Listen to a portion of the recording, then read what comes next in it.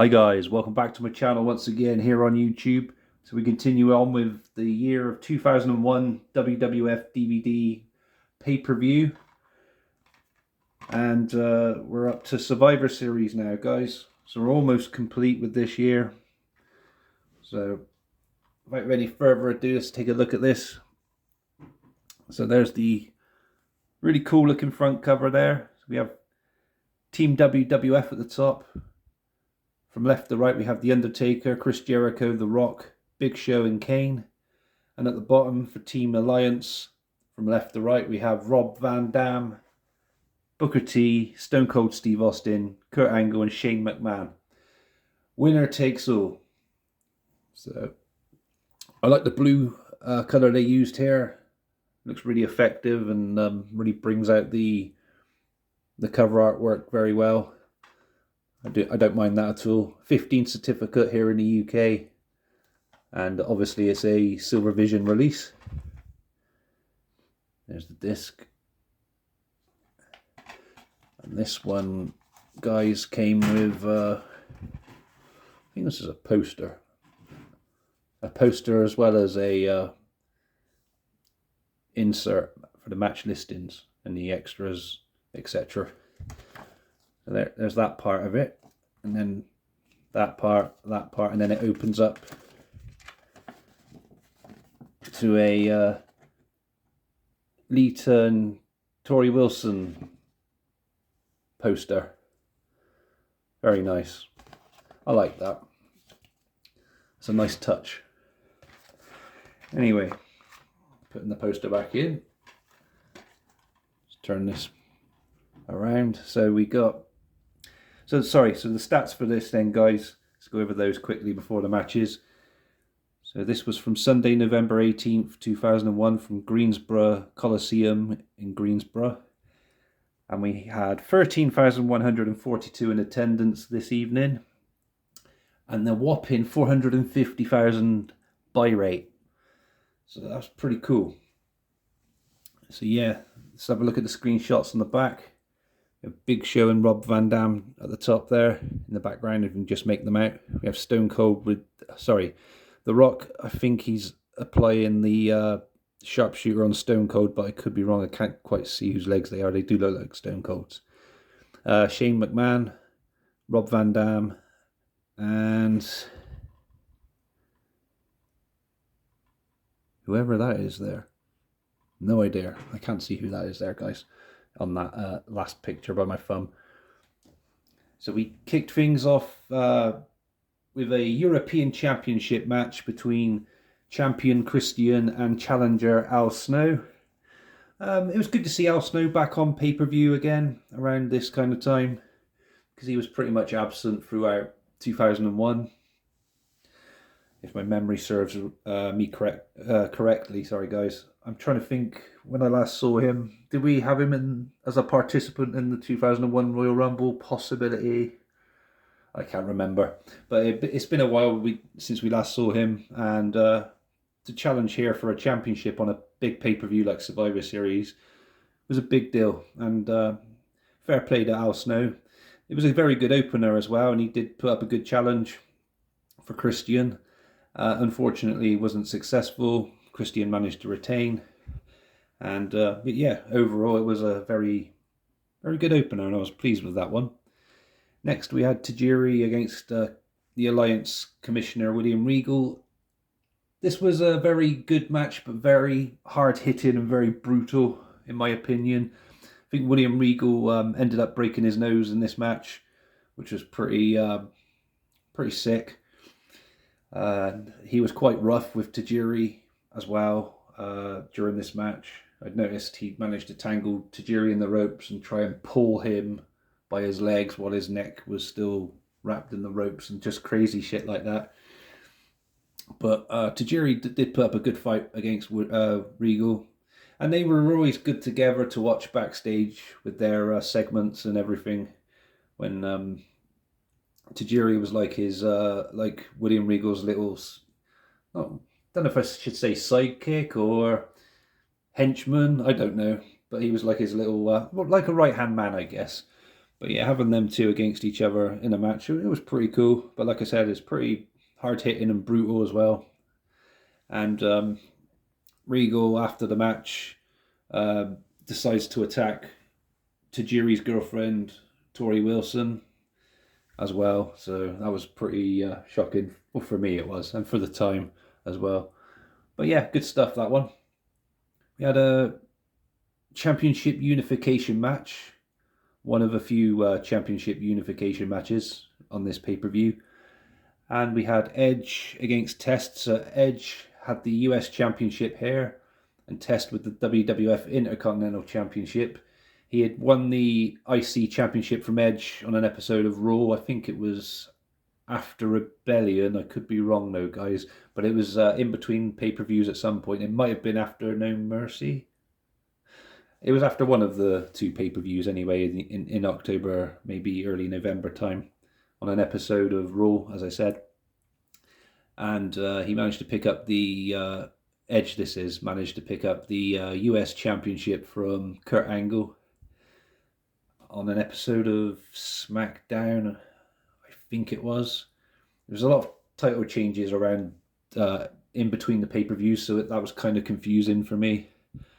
I did read up on them quickly, but I should have made better notes of these guys, so I do apologise for that. But anyway, we had a unification match here, so Edge against Test. Edge had a very good year, just like Kane. He won quite a few championships, and he also won the King of the Ring tournament as well. So I was quite pleased with how his second half of the year had turned out. So well done to Edge for 2001, for the second part of it anyway. And Test seemed to be pushed quite a lot towards like kind of autumn time 2001, I'd noticed, and that was pretty good. But yeah, they both put up a very good match, and yeah, I didn't have any complaints about it. Another good solid match. So that's 3 good matches in a row now. We had a Steel Cage Tag Team Championship unification match. So we had the Hardy Boys, who were the WWF Tag Team Champions, against the Dudley Boys, who were the WCW Tag Team Champions. Now, this match was good, but the finish was just absolutely, I don't know whether to say pathetic or just fucking ridiculous. It just didn't make any sense to me. So I'll try and explain it best I can, guys, if you've not seen it, or if you don't remember it, but you have seen it. So basically, Matt Hardy manages to escape the cage, and a table gets brought into the situation. I can't remember if it was by Tori or one of the Dudleys, but it ends up in the ring and set up anyway. And both Dudleys are both down. Budleys? Why did I say Budleys? Both Dudleys are down. And Jeff looks like he's attempting to escape the cage. Devon then manages to get up off the ground and or get up off the ring canvas and put himself on top of the table that's already stood up in the middle of the ring and lies on it.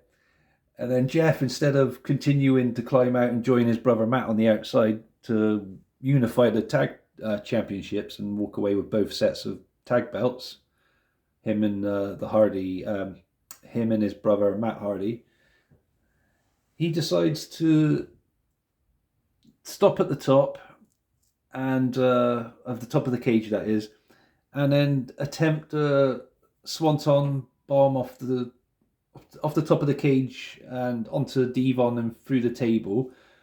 But here's the crazy thing: Devon, who managed to place himself on the table, or maybe John Cena did it, I could be wrong. Devon rolls out the way for Jeff to go through the table, which allows the Dudleys to take advantage of that to pick up the victory and become unified tag team champions. I just couldn't believe my eyes. I was like, what? What just happened there? I didn't remember this happening from when I watched it before, years ago. And yeah, very bizarre finish. why stop yourself from just exiting the cage, Jeff? Joining your brother on the outside, and then we would have had the Hardy Boys as the new unified tag team champions for both WWF and WCW. Yet you decide to put your your health at risk, your championships at risk, and try to put Devon through a table, knowing full well that he's the one that put himself on there, or John Cena, as I said. I don't know, but yeah, what a bizarre finish.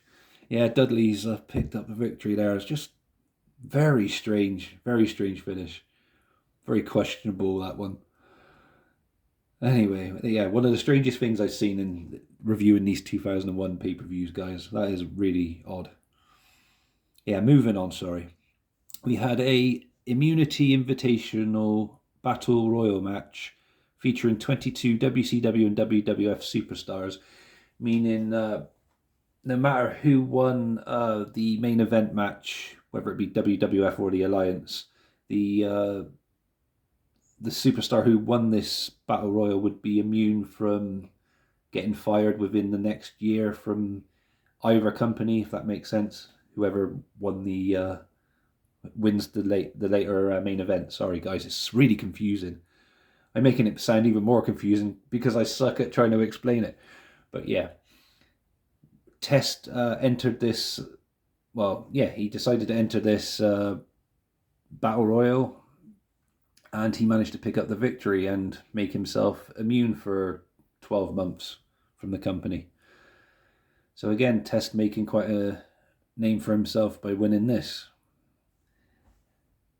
Then we had the six-pack challenge match for the Women's Championship. Lita versus Jacqueline versus Trish versus Ivory versus Mighty Molly versus Jazz. I really liked this match. It was really good. My only complaint about it was it was a bit too short. I think they went out for around 5 minutes. If that, it should have went a bit longer, considering the amount of talent we had in the match itself. And yeah, Trish Stratus picking up the victory there, which was quite cool. Then we go to our main event, Team WWF versus Team Alliance winner take all elimination match. So it's built up this long, guys, since the invasion began in the summertime, I guess it was, in 2001. It all ends here, it all ends now, and that's it. No more whoever, one of them have to go.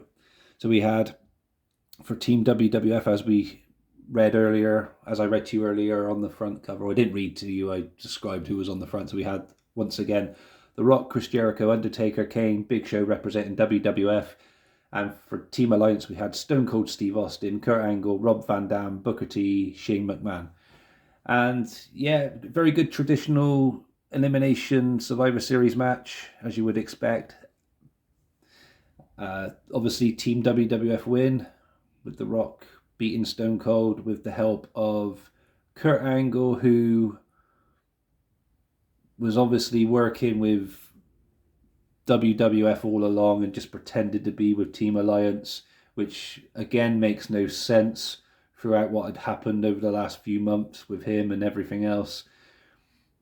That's another questionable decision that I just can't get my head around, along with that stupid steel cage match finish. Apart from that, though, it was a good pay-per-view, guys. I don't have a lot to complain about it. It's not as good as I remember it being, and everybody's making it out. Well, a lot of the older fans make it out to be like one of the best Survivor Series pay-per-views.